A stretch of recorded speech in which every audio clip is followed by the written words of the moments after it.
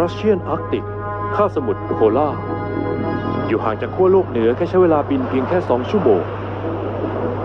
บนขอบโลกตรงนี้คือช่วงปลายของขอบฟ้าและผืนน้ำของทะเลขาว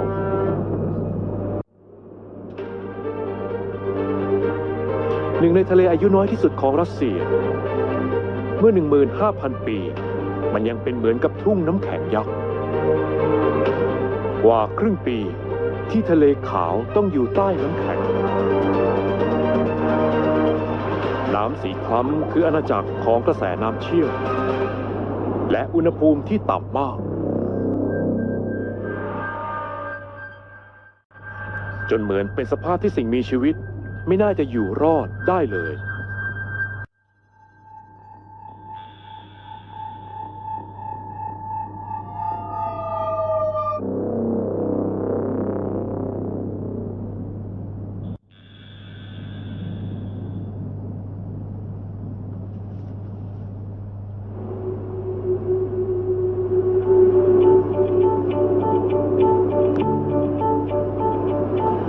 คืนในขั้วโลกเดือนอันยาวนานแบบไม่มีแดดและความร้อนเดือนธันวาคมแสงขั้วโลกจึงกลายเป็นแหล่งแสงบนฟ้าเพียงอย่างเดียวรังสีเย็นๆไม่สามารถแทรกผ่านพื้นน้ำแข็งหนาได้โลกใต้น้ำจึงเสมือนต้องจำศีลจนกว่าดวงอาทิตย์จะกลับมาและเปิดโอกาสให้ชีวิตอีกครั้งแพลงก์ต้นเริ่มเบ่งบานเป็นอาหารของสัตว์มีเปลือกขนาดเล็กก่อนที่จะโดนแมงกะพรุนกินต่อใน1 เดือนทะเลจะหยุดการเป็นเหมือนกับทะเลทรายกลายเป็นแหล่งรวมของสิ่งมีชีวิตหลายร้อยหลายพันและหลายล้านชนิดวงจรพวกนี้ต้องพึ่งแสงอาทิตย์ตอนกลางวันของขั้วโลกบนพื้นน้ำแข็งทะเลขาวจึงไม่เหมือนใครอย่างสิ้นเชิงครับอเล็กซานเดอร์ เซมโยนอฟนักชีววิทยาทางทะเลกำลังศึกษาระบบนิเวศสุดแปลกนี้มาเกือบ15 ปีแล้วและวันนี้นักวิทยาศาสตร์และช่างภาพอาชีพก็จะไปที่ไวท์ซีไบโอสเตชันซึ่งทำงานให้กับมหาวิทยาลัยมอสโกสเตทอเล็กซานเดอร์กับทีมต้องลงไปในโลกที่น่าทึ่งนี้เกือบทุกวันผมรักทะเลขาวเป็นรักแบบแรกพบครับสำหรับผมโลกใต้น้ำก็เหมือนกับจักรวาลของพวกต่างดาวซึ่งอยู่ใต้เท้าของเราไม่ต้องบินไปไหนครับแค่ใส่ชุดดำน้ำแล้วก็ดำลงไปก็จะเจอโลกที่มันแตกต่างแล้วน่าแปลกที่การเริ่มสำรวจอวกาศและมหาสมุทรเริ่มขึ้นเกือบจะพร้อมกันเมื่อ55 ปีก่อนยูริ กาการินได้สร้างประวัติศาสตร์การเดินทางในอวกาศและ5 ปีก่อนหน้านั้นชาร์ก ไอฟ์ คุสโตผู้ประดิษฐ์เครื่องประดาน้ำก็เริ่มลงไปสำรวจอวกาศอีกแบบที่แตกต่างกันนั่นก็คือโลกของมหาสมุทรตอนยังเด็กผมชอบดูชาร์ก คุสโต ออดิซีในโทรทัศน์ตอนนั้นภาพใต้น้ำที่มันมาออกอากาศเป็นอะไรที่เหลือเชื่อมากครับไม่มีใครเคยเห็นมันมาก่อนจึงน่าตื่นตะลึงจนแทบคลั่งไปเลยคุสโตเคยบอกว่านักวิทยาศาสตร์คือคนช่างสงสัยที่กำลังมองรอดรูกุญแจเพื่อให้รู้ว่ากำลังเกิดอะไรขึ้นจากนั้นเขาก็เข้าไปในเรือดำน้ำสีเหลืองปิดฝาครอบแล้วก็บอกว่าเราต้องไปดูให้รู้ซึ่งทางเทคนิคแล้วก็คือเรื่องที่เรากำลังทำอยู่ในตอนนี้เราลงไปในโลกที่ไม่เคยรู้จักเพื่อดูของใหม่ๆอเล็กซานเดอร์กับทีมได้รับการสนับสนุนจากสมาคมภูมิศาสตร์รัสเซียเพื่อลงไปสำรวจทะเลขาวและค้นหาสัตว์ที่โลกวิทยาศาสตร์ยังไม่รู้จัก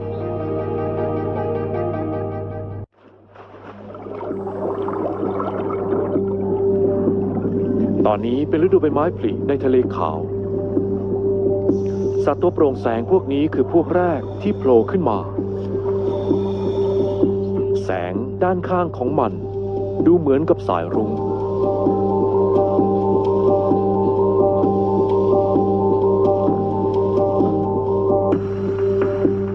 มันเป็นพวกเดียวกันต่างกันแค่ขนาดและรูปทรงพวกมันเคลื่อนตัวเป็นวงกลมเหมือนกำลังเต้นดิสโก้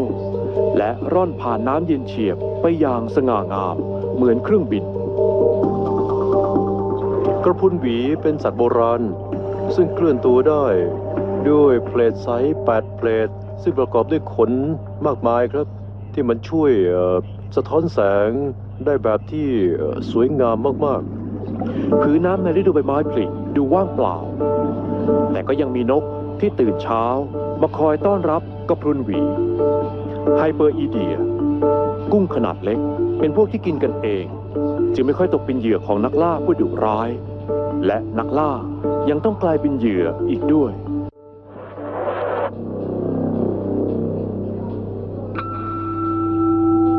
ไฮเปอร์อีเดียเป็นปรสิตซึ่งอาศัยอยู่ในตัวของกระพรุนหวีและกระพรุนชนิดอื่นก่อนจะทำให้ร่างเจ้าบ้านเป็นเหมือนร้านอาหารเคลื่อนที่ภาพหาดูยากพวกนี้ได้จากการไปสำรวจของอเล็กซานเดอร์กับทีมและมีภาพสัตว์หลายชนิดที่อาศัยอยู่ในความมืดสนิทที่ความลึกถึง 40 หรือ 50 เมตร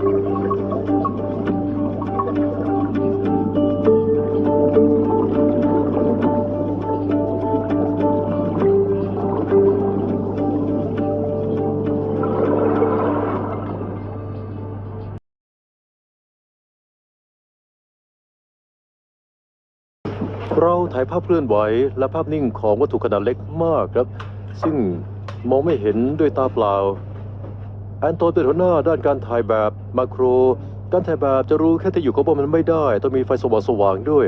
ถ้าไม่มีไฟใต้น้ำเราคงแทบทำอะไรไม่ได้เลยเพราะว่าที่ความลึก20 ฟุตมันก็มืดสนิทแล้ว ส่วนเรื่องที่เกิดขึ้นก็คือหลังถ่ายสัตว์ชนิดหนึ่งแล้วเอามาดูบนจอใหญ่ก็จะเห็นว่ามีสัตว์จิ๋วอื่นๆที่เราไม่คิดว่าจะมีอยู่อีกเยอะมากเลย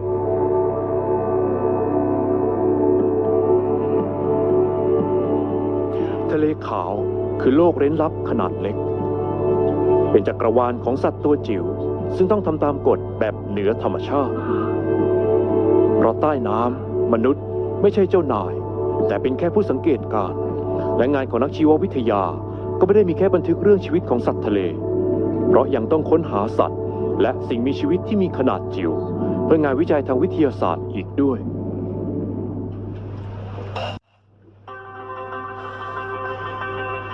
การดำน้ำในช่วงนี้เป็นเรื่องยากในช่วงหน้าร้อนสั้นๆของภาคเหนือพวกเขาจำเป็นต้องค้นหาและศึกษาสัตว์หายากที่สุดในทะเลขาวอย่างหอยน้ำลึกที่เรียกว่า Flabellina polaris ฟาเบลิน่าโพลาริสเป็นหอยที่ทั้งสุดยอดและหายากมากครับแต่ยังไม่มีผู้เชี่ยวชาญสัตว์ในทะเลขาวเคยศึกษามาก่อนเราจะยังไม่รู้เรื่องของพวกมันเลยตอนนี้นักวิทยาศาสตร์รู้เรื่องของหอยทะเลราว 3,000 ชนิด Flabellina polaris พบได้ในซีกโลกเหนือเท่านั้นนักวิจัยในทะเลขาวเจอพวกมันโดยบังเอิญหลังช่างภาพคนหนึ่งถ่ายภาพมันได้เมื่อปี 2004 ความจริงแล้วมีการค้นพบโพลาริสในทะเลขาวโดยบังเอิญครับโดยมาอยู่ในภาพถ่ายเมื่อปี 2004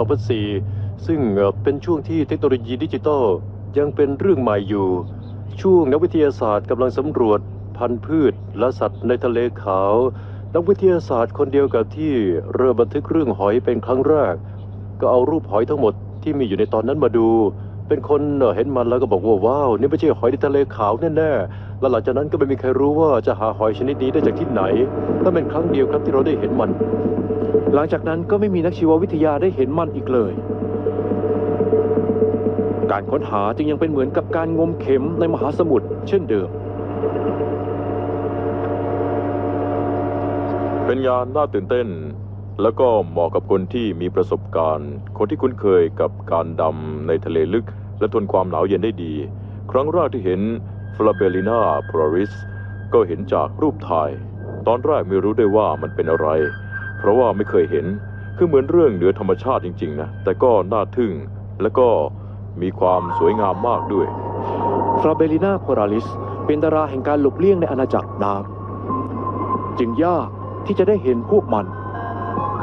ส่วนศัตรูหลักของนักดำน้ำก็คือหน้าร้อนเขตขั้วโลกที่สั้นมากและน้ำของทะเลขาวก็ไม่เหมาะกับการดำนานๆ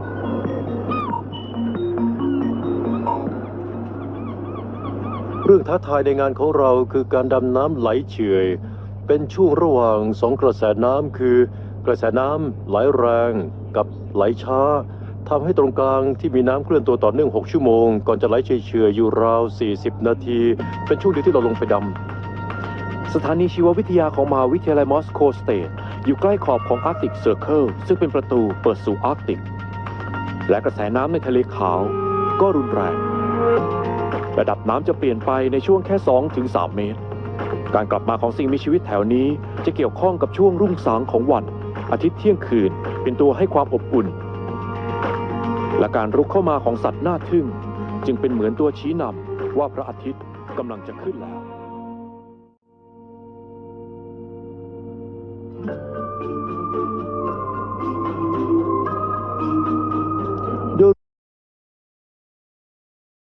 บอกกับชื่อปลานางฟ้า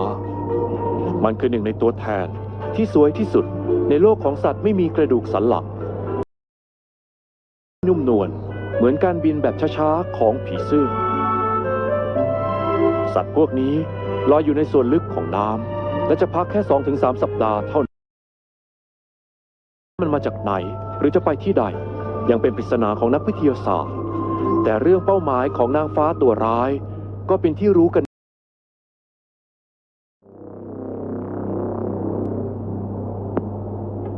อาหารอย่างเดียวของปลานางฟ้าก็คือมังฟิชซึ่งเป็นสัตว์ประเภทพัฒนาการที่ทำให้เปลือกหลุดออกไปจึงดูเหมือนกับหอยทากซึ่งเปลือกมีครีบสีดำ2 ครีบใช้คลานแทนเท้าพวกมันตัวจิ๋วยาวแค่ 2-3 มิลลิเมตรไม่เห็นแม้บางครั้งจะรวมตัวกันเยอะมากจนทะเลแถวนั้นกลายเป็นสีดำคือน้ำในอาร์กติกคือเขตที่ปลานางฟ้าคือปีศาจผู้ทรงพลังเจ้าตัวน้อยพวกนี้ยังไม่รู้ชะตากรรมของตัวมันเองมันก็ไม่กลัวเรื่องการปกป้องเปลือกมีกรอบก็ยังหมดสิทธิ์ที่จะหนีรอดได้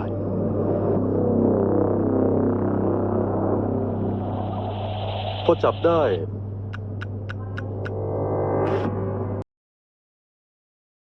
ก็จะใช้นิ้วบีบเหยื่อปลานางฟ้าจะต้องพลิกเหยื่อให้มันอยู่ตรงปากแต่ว่าเพราะเปลือกที่แข็งมากก็ต้องใช้กรรมวิธีอย่างอื่นด้วยครับมันเจาะกรวยอยู่ราววินาทีและทำไปเรื่อยๆจนเป็นช่องและตัวห้อยก็ห้อยลงไปอยู่ซึ่งช่องปากเขามันจะอยู่บนหัวแล้วก็มาถึงช่วงหน้ากลัวเมื่อมันเริ่มยื่นเขี้ยว2 อันออกมาและด้วยความช่วยเหลือของลิ้นบางๆหรือว่าชิตาราดูล่าซึ่งหอยทุกชนิดมีปลานางฟ้าก็เริ่มบดขยี้เหยื่อทันที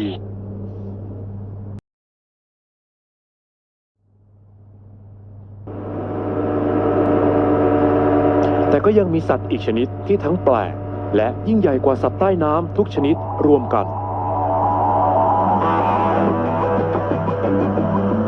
หน้าร้อนนี้เป้าหมายหลักของนักดำน้ำจากสถานีชีววิทยาก็คือฟลาเบลิน่าโพลาริสเพื่อหวังจะจับและดูเรื่องอาหารสุดโปรดของพวกมันเหยื่อ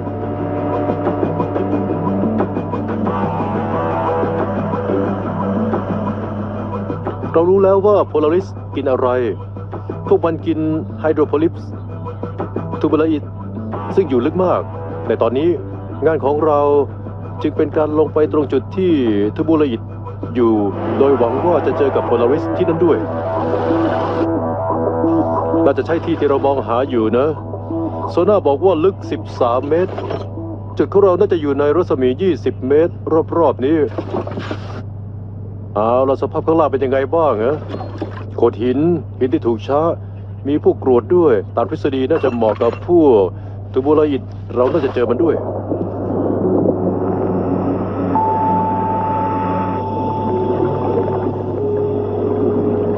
กระแสน้ำที่รุนแรงนำอาหารออกซิเจนเข้ามาปะการังกับหินทุกก้อนจึงกลายเป็นเสมือนสนามรบของสัตว์ทะเลหลายพันตัวที่นั่น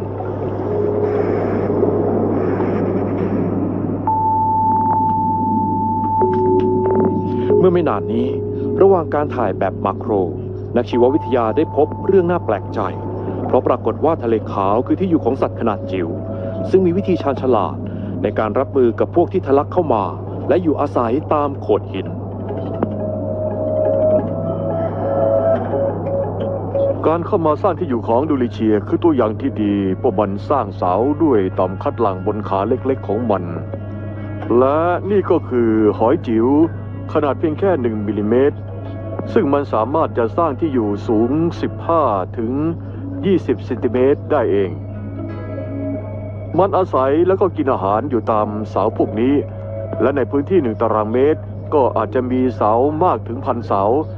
พวกนี้จึงเป็นเหมือนสังคมของพวกมันและน่าประทับใจมากๆพวกมันมาออกลูกสร้างครอบครัวทำกิจกรรมมากมายกันที่นี่ตลอดแต่การมีที่มั่นที่เหมือนจะมั่นคงก็ไม่ทำให้ดูลิเชียสงบสุขได้เสมอไป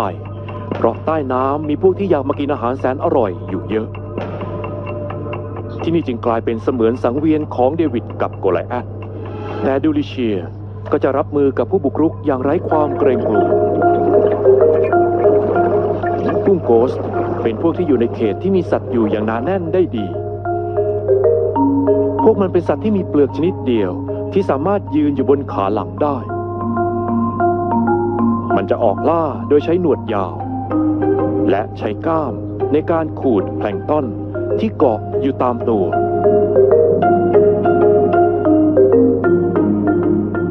มีกุ้งหลายตัวที่ขาขาดไปหลายขาซึ่งเป็นผลมาจากการเปิดศึกแย่งพื้นที่ใต้แสงอันเย็นเฉียบของอาร์กติกตรงนี้เราได้เห็นทูบูลาอิดส่วนดอกไม้กินเนื้อพวกนั้นก็คืออาหารของฟลาเบลินาฟลอริส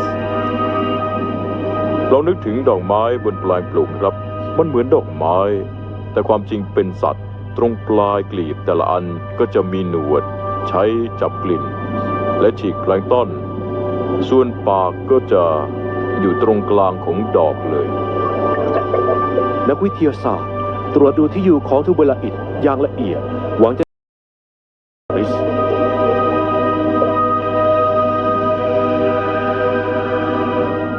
แต่พวกเขาก็ไม่เจอคุณอาจจะดำดูศึกใต้น้ำได้นานหลายชั่วโมงแต่ตอนนี้นักดำน้ำคงจะต้องกลับขึ้นไปแล้วเราเจอที่อยู่ของทูบูลาอิดในน้ำลึกก่อนหน้านี้เราเคยเจอพวกมันที่ความลึก20 ฟุตหรือมากกว่านั้นและปรากฏว่าในจุดนี้ทูบูลาอิดสามารถอยู่ได้ถึงที่ความลึก13 เมตรเลยจากผิวน้ำซึ่งก็ถือว่าตื้นมากสำหรับพวกมันแต่ก็ยังไม่ลึกพอสำหรับฟลาเบลินาโพลาริสมันไปได้ยังไงเราเจอทูบูลาอิดแต่ว่ายังไม่เห็นโพลาริสเลย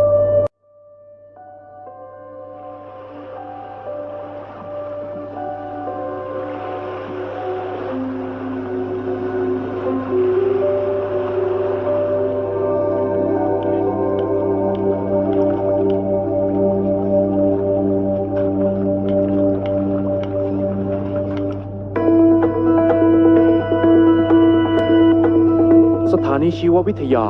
ของมหาวิทยาลัยมอสโกสเตทในทะเลขาวก่อตั้งขึ้นเมื่อปี 1938 บนชายฝั่งอ่าวคาดาลัชชาตอนนี้เป็นจุดที่เข้าถึงไม่ได้ในภูมิภาคด้านทิศเหนือบริเวณนี้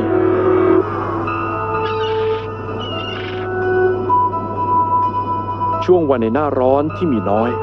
แต่ยังต้องทำการวิจัยทางวิทยาศาสตร์อย่างต่อเนื่องและต้องดำน้ำกันทุกวันอีกด้วยแม้ผู้อำนวยการฝ่ายดำน้ำป่วยก็ไม่เป็นปัญหากับตารางงานม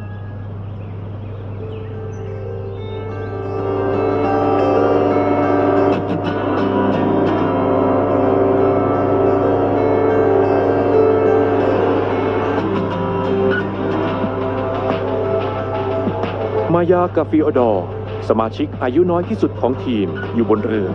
สำหรับพวกมาใหม่การดำแต่ละครั้งคือโอกาสพิสูจน์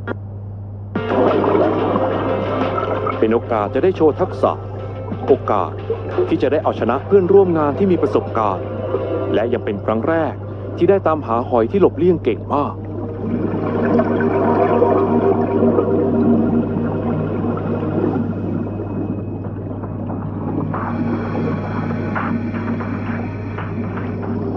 ที่ก้นทะเลนักดำน้ำเห็นสัตว์ที่มีรูปร่างเหมือนพวกที่มาจากต่างดาวแมงมุมทะเลพวกมันมีขายาว8 ขาและเคลื่อนตัวไปอย่างช้าๆ ความจริงขาของพวกมันก็คือทุกอย่าง เพราะว่าอวัยวะทั้งหมดอยู่ในขา โดยมีท้องเล็กๆ เป็นแค่ตัวเชื่อมต่อตัวนั้น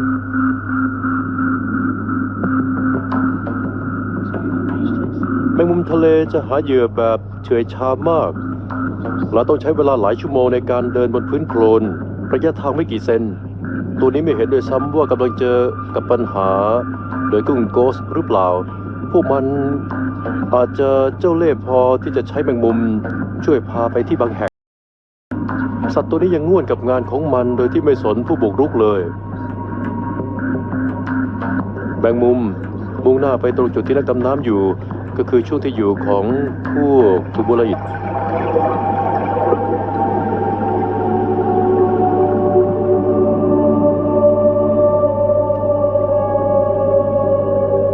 ดอกไม้มีพิษพวกนี้ถูกปกคลุมด้วยพวกเมทาฟครูสเตเชียนส์พวกมันกินอาหารบนตัวทูบูลาอิดและช่วยทำความสะอาดหนวดให้เป็นการตอบแทนจึงได้รับอนุญาตให้อยู่บนตัวและยังรอดจากเซลล์พิษได้อีกด้วย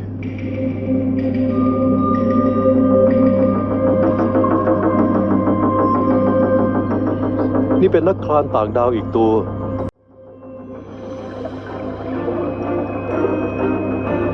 นักดำน้ำยังไม่เคยเห็นอะไรแบบนี้มาก่อน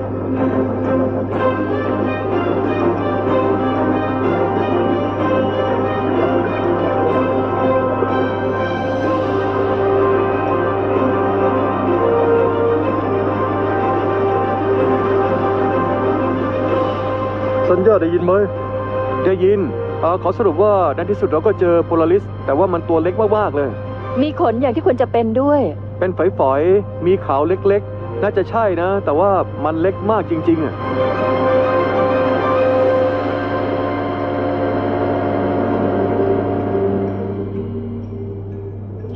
ขอดูหน่อย นี่ไงเห็นไหม โพลาริสเหรอเนี่ยฮะส่งมาเล ใช่ ยตัวนี้ใช่ไหม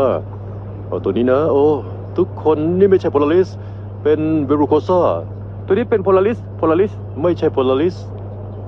สจะมีเขาใหญ่สีส้มใหญ่มากด้วย แล้วก็มีปุ่มลิ้นอยู่ตามจุดต่างๆ สีของพวกมันก็จะสว่างกว่ามากด้วยนะ ความจริงแล้วโพลาริสจะตัวใหญ่ ตัวมันใหญ่กว่าเนอะ ใช่แล้วถูกต้องเลยเราจะตรงไหนเนี่ย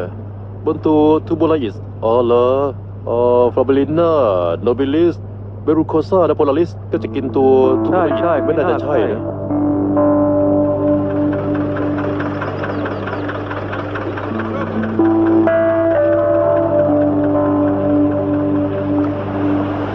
ทะเลขาวไม่ใช่ร้านค้า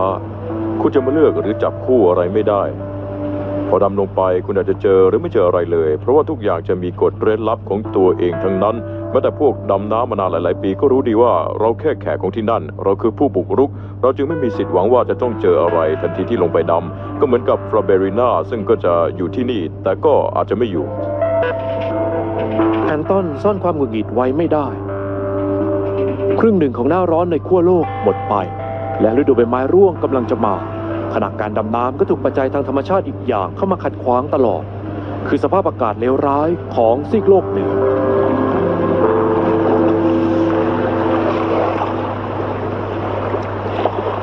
นี่ก็คือซีกโลกเหนืออาร์กติกเซอร์เคิลช่วงหน้าร้อน หรือว่าใบไม้ร่วง จะมีลมแรงเข้ามาเป็นช่วงๆในวันอากาศดี เราสามารถลงไปทำงานใต้น้ำแต่ว่าถ้าไม่ดีก็หมดสิทธิ์ทำได้แต่นั่งรอครับในหลายกรณีที่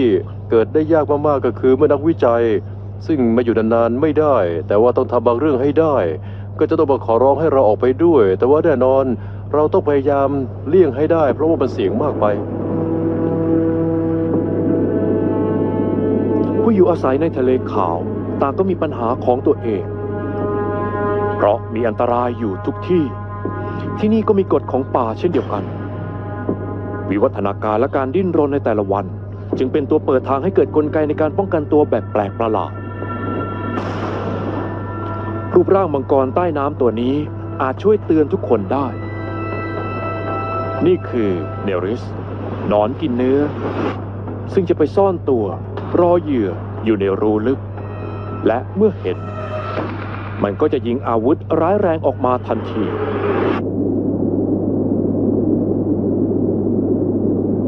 มันมีลำคอแบบบวกกับ ช่วยให้สามารถยิงได้ด้วยความเร็ว1/3ของความยาวลำตัวต่อวินาที และหนอนพวกนี้มันอาจจะยาวได้ถึง40 เซนติเมตรคอของมันยาวได้ถึง12 เซนมันจึงยิงไปถึงตัวเหยื่อที่โผล่มาได้ ก่อนช่วงปลายจะมีตะขอ2 อันหรือว่าฟันไคตินซึ่งจะเป็นหนีบปลาหรือว่าหนอนผู้โชคร้าย ช่วงฤดูผสมพันธุ์เนริสจะมีการเปลี่ยนแปลงรูปร่างที่น่าทึ่ง มันจะว่ายขึ้นมาบนผิวน้ำและเริ่มกระบวนการปฏิสนธิด้วยการปล่อยน้ำเชื้อลงไปในน้ำหลังจบขั้นตอนแรกเนริสก็จะหมดกำลังใจในการมีชีวิตอยู่ต่อไป และมันจะเริ่มเต้นระบำครั้งสุดท้าย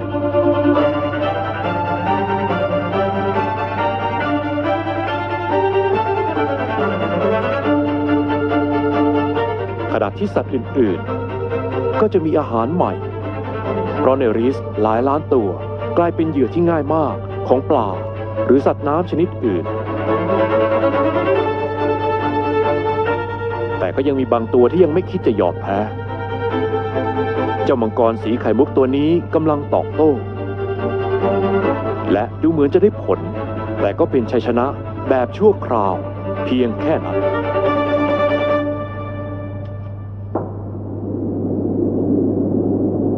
ทุกวันในผืนน้ำของอาร์กติกจะมีเรื่องเศร้าเล็กๆเกิดขึ้นตลอด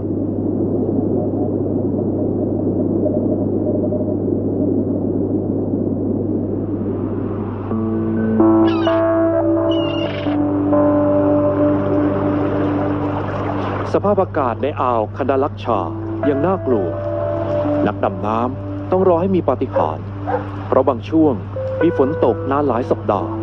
และฟลาบาลิน่าโพลาริสก็คงจะไม่ยอมรอ และพอถึงฤดูใบไม้ร่วง ความหวังที่จะได้เจอในน้ำขุ่นๆก็ต้องหมดไป แต่ทีมนักวิจัยก็อยากจะลองเสี่ยงดู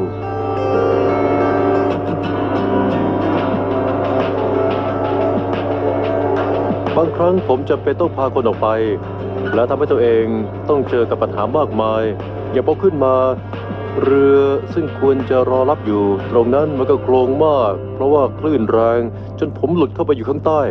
จึงต้องรีบดำกลับลงไปเร็ว เพราะไม่อย่างนั้นอาจจะคอหักได้ครับ อันตรายมาก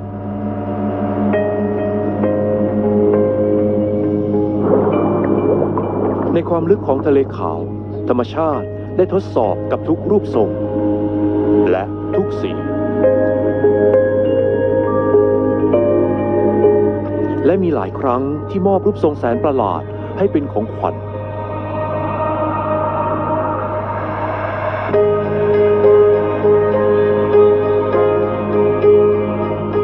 สัตว์ตระกูลเอคิโนเดิมตัวนี้มีหนวดรอบตัว จนมันดูคล้ายกับหัวงูของเมดูซ่า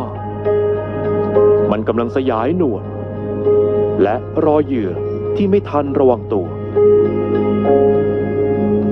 ในความลึกระดับนี้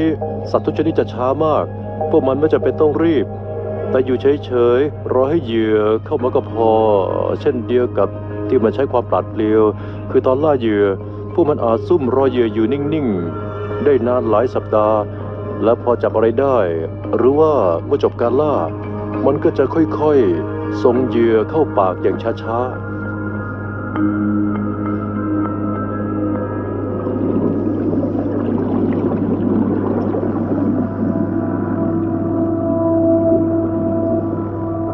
ทุกอย่างใต้น้ำล้วนหลอกตาได้ทั้งสิ้น อย่างดอกไม้น้ำที่ดูเหมือนดอกแอสเทอร์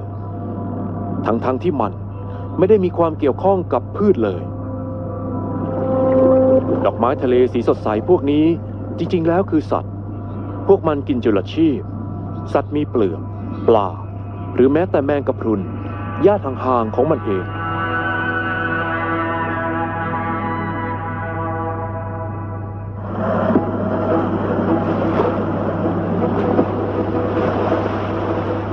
เวลา 40 นาทีใต้น้ำผ่านไปอย่างรวดเร็ว ต่างกับพวกที่อยู่ข้างบน คนบนเรือมันเหมือนกับการรอคอยแบบไม่มีที่สิ้นสุด โดยเฉพาะเมื่อผ่านช่วงการดำไปแล้ว แต่ทีมดำน้ำยังไม่ยอมโผล่ขึ้นมา นักดำน้ำสนับสนุนก็คือคนที่เป็นห่วงมากสุด เพราะคิดว่าอาจจะเกิดเรื่องไม่ดีกับทีมก็ได้ อาจจะจมน้ำออกซิเจนอาจจะหมดอะไรก็เกิดขึ้นได้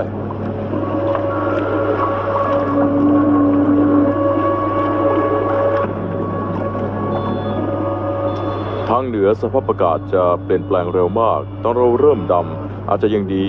แต่พอขึ้นมาก็อาจจะเจอพายุและการโดนกระแสน้ำเชี่ยวพัดออกไปในทะเลเปิดได้ ทีมดำน้ำควรกลับขึ้นเรือนานแล้ว แต่ก็ยังไม่มีวี่แวว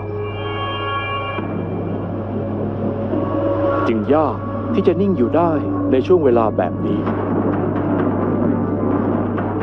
ช่วงมีคลื่นลูกยักษ์แล้วคุณอยู่ใต้คลื่นขณะเรืออยู่ที่ระดับน้ำทะเลอาจจะอยู่ห่างไป50 เมตร แต่คุณก็แทบไม่เห็นภาพข้างหน้า และที่สำคัญก็คือคนบนเรืออาจไม่เห็นนักดำน้ำเหมือนกัน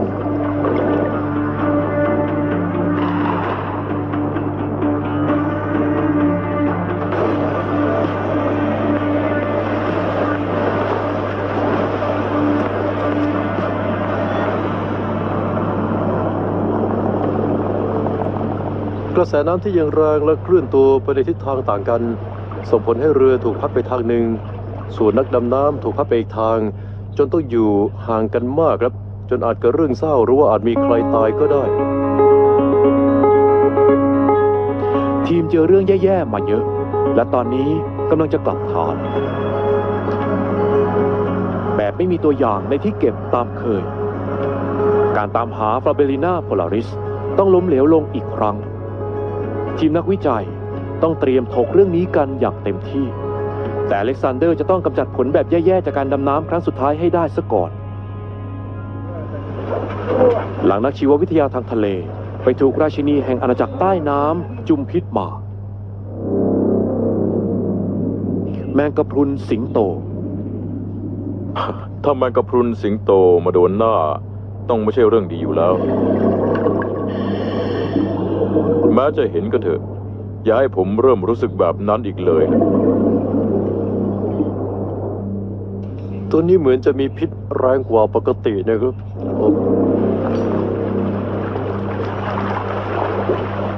ช่วงแย่สุดก็คือตอนที่คุณพยายามที่จะปัดออก หนวดก็จะมาพันรอบมือแล้วถ้าเผลอเอาถุงมือไปถูปากพี่ก็จะโดนริมฝีปากแล้วก็ปวดแสบปวดร้อนไปหมดเหมือนหนังอยู่ตรงนั้นหลุดออกไปหรือว่าแผลที่ถูกถูด้วยเกลือกับพริกไทยไปตลอดทั้งวันมะนาวนี่ช่วยได้นิดหน่อย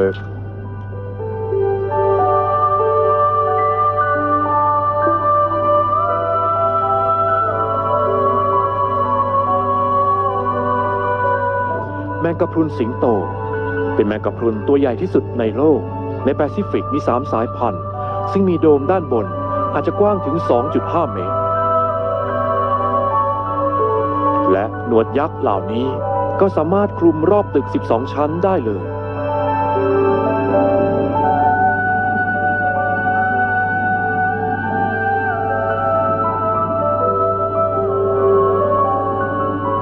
ที่นี่เราเจอกระพรุนขนาดเท่าลูกแตงโม โดมด้านบนกว้าง 50 เซนติเมตร และมีหนวดยาว 15 เมตร หรือเท่ากับตึกสูง 5 ชั้น ลองนึกภาพตอนกระพรุนพวกนี้ไปอยู่บนยอดตึก 5 ชั้น แล้วมีหนวดห้อยลงมาจนถึงประตูทางเข้าดูสิครับ หนวดยาวเป็นร้อยเป็นพันเส้น จะหุ้มตัวแมงกะพรุนไว้เหมือนตะข่าย แต่ละเส้นจะมีเซลล์พิษเป็นพันล้านเซลล์ แคปซูลเข็มพิษพวกนี้คืออาวุธป้องกันตัวที่สมบูรณ์แบบ เพราะมันเต็มไปด้วยพิษร้าย ซึ่งทำให้เป็นอัมพาตหรือตายได้เลย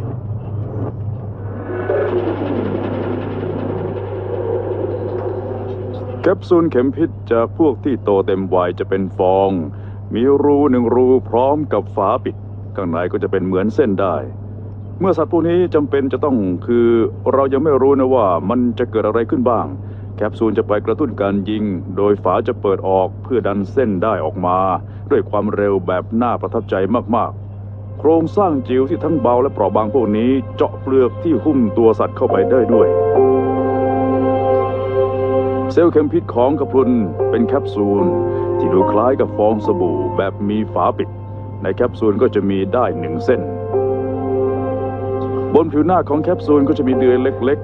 ๆ ซึ่งพอไปถูกับอะไรเข้าฝาก็จะเปิดออก แล้วก็จะยิงเส้นได้ออกมา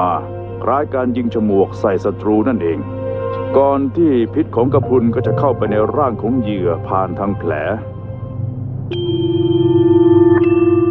นักวิทยาศาสตร์เคยทำการทดลอง โดยเอาแพลงก์ต้นแบบมีเปลือกไปติดอยู่กับหนวดกระพรุนลำตัวพวกมันมีเปลือกแข็งช่วยป้องกันใกล้ขึ้นแล้ว นี่คือภาพหาดูยากของเซลล์เข็มพิษตอนกำลังทำงาน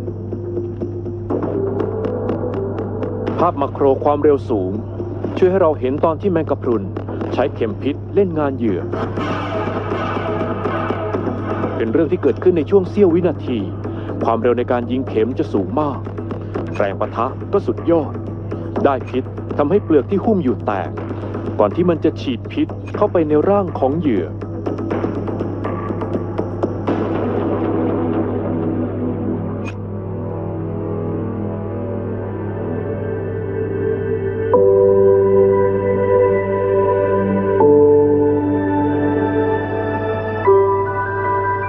นี่เป็นแมงกะพรุนตัวสวยอีกชนิด ซึ่งพบได้เยอะมากในทะเลขาว เป็นพันธุ์ออเรเลีย และเป็นพวกที่ว่ายน้ำเก่ง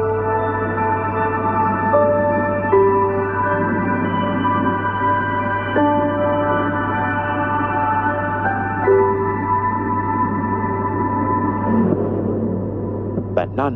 ก็ไม่ช่วยให้ออเรเลียรอดจากหนวดของไซยาเนียไปได้ ถ้าดูเส้นได้ของไซอาเนียตัวนี้จะเห็นว่าเหมือนกับของออเรเลียแต่ว่าน่าแปลกที่ 70% ของราชินีคือกระพรุนชนิดอื่นแผงคอของไซอาเนียดูคล้ายเสื้อคลุมแต่ความจริงส่วนที่เป็นสีแดงก็คือปากของกระพรุนตัวนี้ไซอาเนียจะใช้หนวดจับออเรเลีย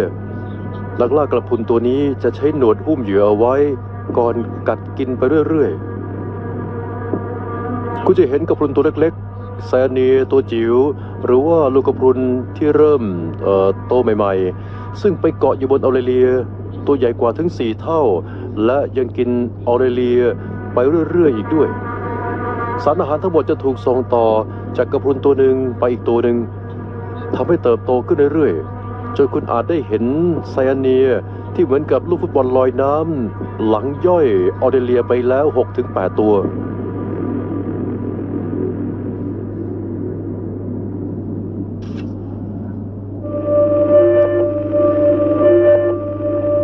แต่ห่วงโซ่อาหารไม่ได้จบลงแค่นี้ เพราะไซยาเนียก็ต้องกลายเป็นอาหารของเพื่อนเก่าของเรา นั่นก็คือ ดอกไม้ทะเล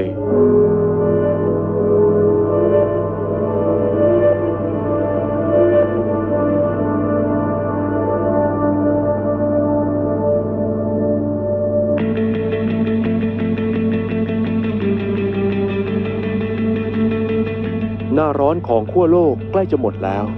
นักดำน้ำจึงต้องใช้เทคนิคทั้งหมดที่มีในการตามหาฟลาเบลิน่าเพราะใกล้เวลาหมดเต็มทีแต่แทบจะไม่มีโอกาสเลยทีมนักวิทยาศาสตร์จึงต้องปรึกษากันอย่างจริงจัง ไม่ได้ผลเลยเราดำน้ำเราเจอทูบูไลต์แต่ว่าไม่มีโพลาริสวันนี้เราไปดูแถวคินดาแต่ก็ไม่เจออะไร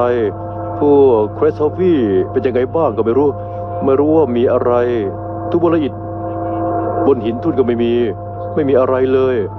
เราคิดว่าควรจะต้องเลิกสำรวจตรงนี้เราไปดูโลเคชั่น100เพราะอาจจะเป็นที่ที่มันอยู่ อเล็กซานเดอร์หัวหน้าทีมดำน้ำเชื่อว่าหอยจอมหลบเลี่ยงทำให้นักวิทยาศาสตร์หมดทางเลือกและต้องใช้วิธีสุดท้ายคือการไปดูโลเคชั่น100ซึ่งอยู่ตรงขอบอ่าว โลเคชั่น100คือหน้าผาใต้น้ำซึ่งนักชีววิทยาไปพบโดยบังเอิญและเคยลงไปสำรวจด้วยอุปกรณ์สุดยอดครับก่อนจะบอกว่าเจอที่แปลกๆมากคล้ายกับโขดหินและระหว่างการดำสำรวจก็พบว่ามีทุกอย่างรวมอยู่ในที่เดียวเราเจอแมงมุมทะเลยักษ์ เจอทูบูลาเรียอิดิวิซ่าซึ่งมาเติบโตอยู่ที่นี่อีกด้วยนะครับ มีมากมายเลยพอยต์100 ซึ่งมีพืชและสัตว์เยอะมากครับ ที่จุดท้าทายสำหรับการดำสำรวจ ยอดของภูเขาอยู่ต่ำกว่าผิวน้ำ 15 เมตร และมีความสูงรวมทั้งหมด 60 เมตร การทอดสมอและลงไปบนผาหินเป็นเรื่องที่มันท้าทายมาก แต่ว่าเรื่องสำคัญที่สุดก็คือพอยต์100 อยู่ในทะเลเปิด ถ้าเกิดเหตุฉุกเฉิน ก็จะนำไปสู่เรื่องร้ายแรงมากได้ตลอด ผมคิดว่ายังไม่มีการทำตำแหน่งจุดนี้เอาไว้ มีการผูกทุ่นเอาไว้เมื่อปีที่แล้ว แต่ว่าตำแหน่งคงจะเปลี่ยนไปเพราะหิมะ ปีนี้เราจึงยังไม่ได้ไปที่นั่นนะ เรามีผู้ประสานงานแล้ว แต่ดูสภาพอากาศสิ กระแสน้ำกับลมแรงมาก แม้เราจะไปถึงจุดนี้ก็ไม่ได้หมายความว่าจะทอดสมอได้ มันยากครับ ถ้าวัดความยากจาก1 ถึง 10ต้องบอกว่าการสำรวจพอยต์100ของเราน่าจะอยู่ที่8 ถึง 9ผมไม่ได้ต่อต้านเรื่องการไปที่นั่น แต่มันเป็นที่ที่อันตรายมากโดยเฉพาะเรื่องสภาพอากาศที่เปลี่ยนแปลงตลอด อย่างการมีพายุถ้าลมแรงจัด ถ้าเราคำนวณการเคลื่อนตัวผิดไปนิดเดียวนักดำน้ำอาจจะเจอปัญหาได้ เพราะเป็นการอยู่ใต้น้ำลึก60 เมตร ซึ่งพอว่ายออกไปก็อาจจะถูกกระแสน้ำพัดไปไหนก็ได้ เพราะว่าตรงนี้เป็นทะเลเปิด เรื่องแรกก็คือเราต้องใช้เวลาราวๆ1 ชั่วโมงครึ่งเดินทางไปที่นั่น ใช่ ต้องใช้น้ำมันราวครึ่งถัง และถ้าลงสมอไปชนกับช่วงเชิงลาดที่จำตอนเราปล่อยเชือกสมอลงไปแล้วก็ตัวสมอไปห้อยอยู่เหนือปากเหวได้ไหมการดำจะใช้เวลา8 นาที ลงทอดสมอตรงจุดนี้อีกสัก2-3 ทีนะ ไม่ฟังนะ เราต้องช่วยกันคิด นักวิจัยมีความเห็นกับเรื่องนี้ต่างกัน แอนทอนแนะนำว่าควรจะเอาเวลาไปสำรวจจุดที่ปลอดภัยอีกครั้ง ส่วนที่เหลือก็รอจะได้ฉลองชัยในการล่าครั้งนี้ คำโต้แย้งของแอนทอนมีเหตุผลอยู่แล้วครับ แอนทอนเป็นคนที่มีประสบการณ์และรู้เรื่องที่ตัวเองพูดดี ลึกๆแล้วผมเห็นด้วยกับเขานะครับ แต่ก็เป็นนิสัยของผมที่จะต้องลองทำและลองแก้ปัญหาเพื่อให้งานสำเร็จผลสูงสุดได้ในเวลาน้อยที่สุด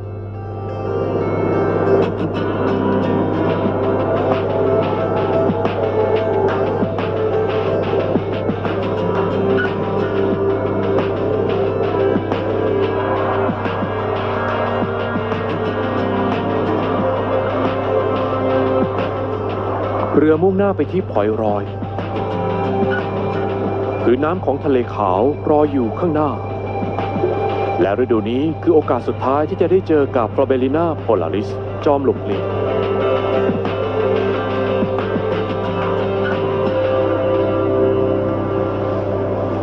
ถ้าเราไปถึงก็จะโดดลงจากเรือไปลองว่ายดู น่าจะดีกว่าถ้าเราเอาเรือจอดห่างไปอีกหน่อยโซเดียกเราจะไปรับคุณจะโผล่ขึ้นมาใกล้เรือช่วงคลื่นพัดเลยไปนะ เราต้องเอาอุปกรณ์ทั้งหมดไปไว้บนโซเดียกเขาแนะนำว่าเราควรจะใส่ชุดกันที่นี่แล้วก็โดดลงจากเรือต้องโดดลงจากเรือ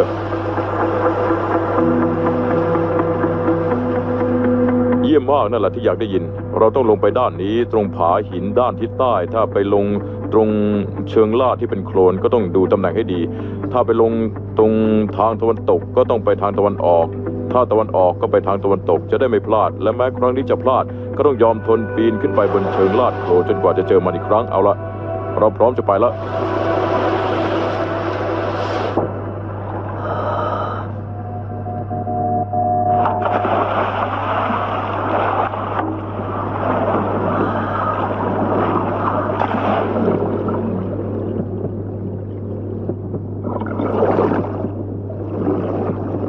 นักดำน้ำทั้งสองหายไปใต้น้ำพวกเขาไม่ได้คำนวณพลาด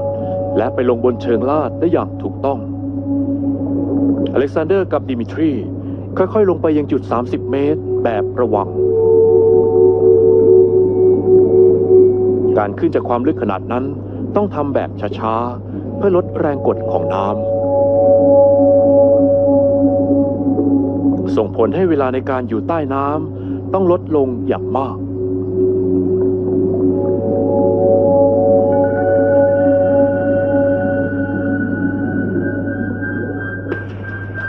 นักชีววิทยาทางทะเล มาถึงพื้นที่สำรวจแล้ว ผาหินหายไปในความลึก ขณะทีมดำน้ำเริ่มสำรวจพื้นที่ทุกตารางเซนติเมตร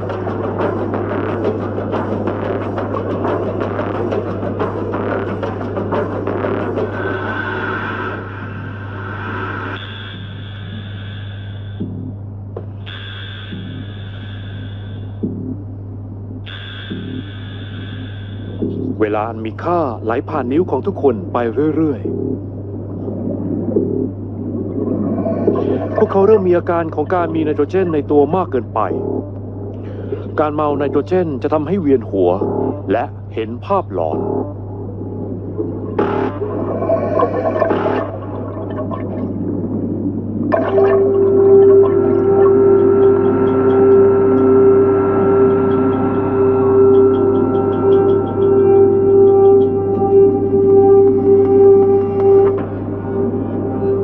ในที่สุดพวกเขาก็ได้เห็นทูบูลาอินและมีบางอย่างคลานอยู่บนตัว ยังเร็วเกินไปจะเห็นภาพหลอน ไม่มีทาง นั่นคือฟลาเบลิน่า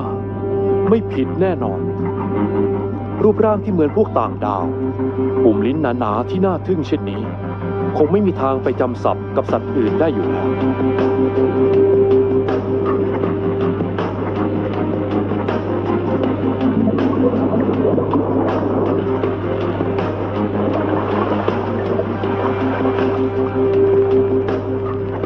เฮ้ย เป็นยังไงบ้าง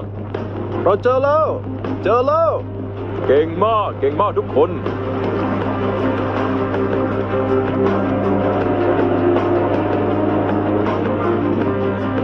มาช่วยกันหน่อย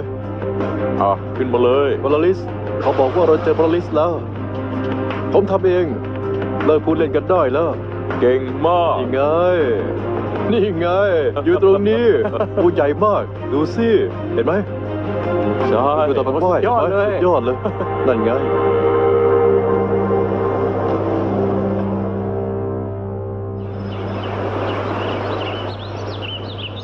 การตามหาฟลาเบลิน่าโพลาริสจบลงแล้ว ตอนนี้ทีมนักวิทยาศาสตร์กำลังจ้องสัตว์ลึกลับ ซึ่งอาศัยอยู่ในความลึกของทะเลขาว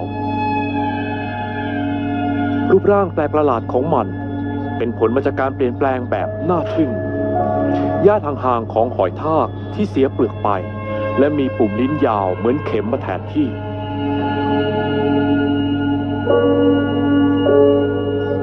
กระจุกนุ่มๆพวกนี้คืออาวุธลับของโพลาริส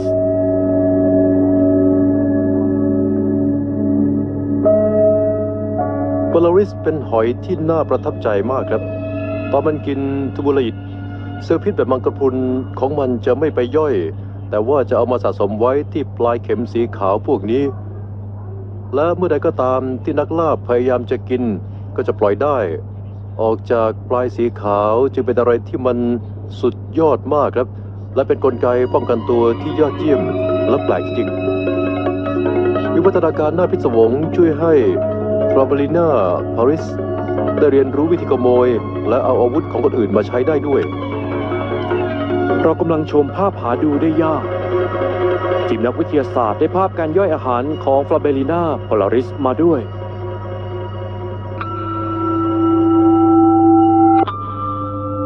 แค่ไม่กี่ชั่วโมง หอยตัวนี้จะถูกดูดกลืนทูบูลาอิดที่มีพิษได้ทั้งหมด ด้วยเหตุผลบางอย่างเซลล์พิษของเหยื่อจะไม่เป็นอันตรายกับมัน แคปซูลที่เคลื่อนผ่านระบบย่อยอาหารของโพลาริสแบบไม่ถูกแตะต้อง และพอถึงปลายปุ่มลิ้น อาวุธลับก็จะถูกเปลี่ยนเจ้าของ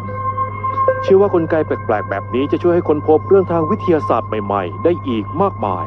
และอาจช่วยทำให้ชีวิตเราดีขึ้นกว่าเดิม มีเรื่องน่าแปลกใจเกิดขึ้นเสมอในงานด้านวิทยาศาสตร์ทางทะเล คุณไม่มีทางรู้ว่าจะเจอกับอะไรบ้าง ไม่แน่ว่าอีก5 หรือว่า10 ปี อาจจะมีคนเข้าใจเรื่องกลไกการย่อยอาหารแบบนี้ มากพอเอาไปทำครีมบำรุงผิวไม่ให้เหี่ยวย่น และคนก็อาจจะได้เรียนรู้เรื่องการอยู่ร่วมกับแมงกะพรุนอันตรายมากขึ้นด้วยครับ เพราะว่ามีข้อเท็จจริงที่น่าสนใจเรื่องการมีคนตายเพราะว่าเข็มพิษแมงกะพรุนมากกว่าถูกฉลามกัดถึง10 เท่า หน้าหนาวมาถึง น้ำลึกๆเริ่มเย็นมากขึ้น โลกของสัตว์ประหลาดเริ่มเงียบสงบ และชีวิตในความลึกของทะเลขาวอาจจะสั้น แต่มันก็มีความสำคัญเป็นอย่างมาก ตอนนี้มันอาจจะถูกลืมไปบ้าง เหมือนเรื่องอวกาศนอกโลก แต่ความเงียบและความหนาวเย็นก็ยังครองความสุดยอดในพื้นที่นี้ตลอดไป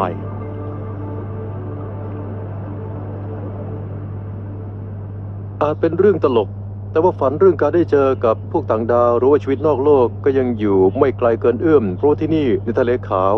โลกแห่งมหาสมุทรและท้องทะเลจะมีชีวิตในรูปแบบที่ต่างไปอย่างเหลือเชื่ออีกมากมายเหลือเกินครับ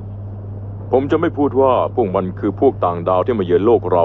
เพราะว่าสัตว์ที่อาศัยอยู่ก้นทะเลขาวอาจจะเก่าแก่กว่าพวกเราเยอะ อาจจะแก่กว่าวัฒนธรรมเก่าแก่ที่สุดของโลกหลายร้อยเท่าด้วย พวกมันอาจจะมาอยู่ก่อนเราและอยู่ร่วมกับเรา อาจจะอยู่ต่อหลังไม่มีพวกเราแล้วด้วย จากมุมมองของพวกมันเราอาจจะเป็นพวกต่างดาวที่ถูกส่งลงมาจากสวรรค์ก็ได้